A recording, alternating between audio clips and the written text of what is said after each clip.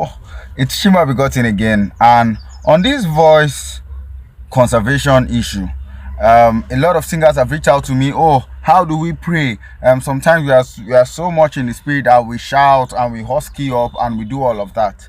Um, there's one thing I would say: Elijah was written to have prayed and put his head between his knees. Only the sons of Baal that I know that have prayed and cut themselves. So prayer doesn't mean that you should self-harm. I know sometimes you can be drowned in the spirit and you begin to growl.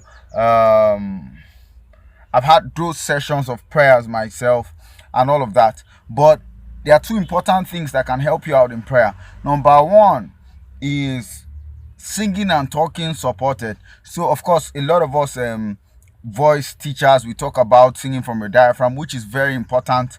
It is so important that you sing supported, but I would say beyond that, begin to talk supported. Make sure that your talking is not from here or from here. Make sure there's no strain, or from here, that when you talk for a long time, there's no frame, there's no strain or stress here or here or here. Let it come from here, your belly, right? The upper part of your belly. So let me do this. So let it come from here, right?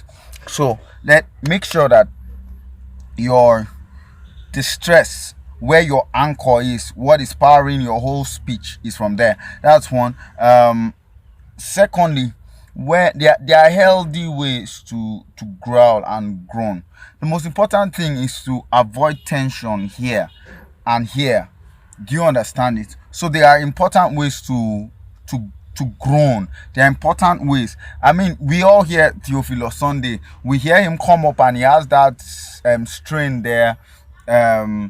We hear him, he prays loud and all of that, and he's still able to sing. He's still able to hit those incredible high notes. He's still able to last for 30 minutes, 1 hour upstage. And that is because he's singing, he's supported, he's praying, he's screeching, he's tonguing, he's everything is supported. So prayer doesn't mean self-harm. And sorry to burst your bubble, it's the effective fervent prayer of the righteous that availeth much, not the effective loudest prayer of the righteous that availeth much. So it simply means that you mustn't necessarily be so loud. You mustn't be so loud, you mustn't be all over.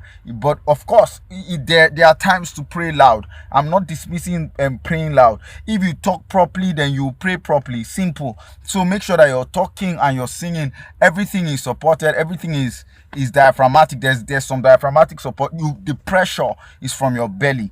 So prayer, yes, you can still pray seriously. Yes, you can still groan. Yes, you can still do all that religious activity. That is important. That is very important. I will not want to trivialize that.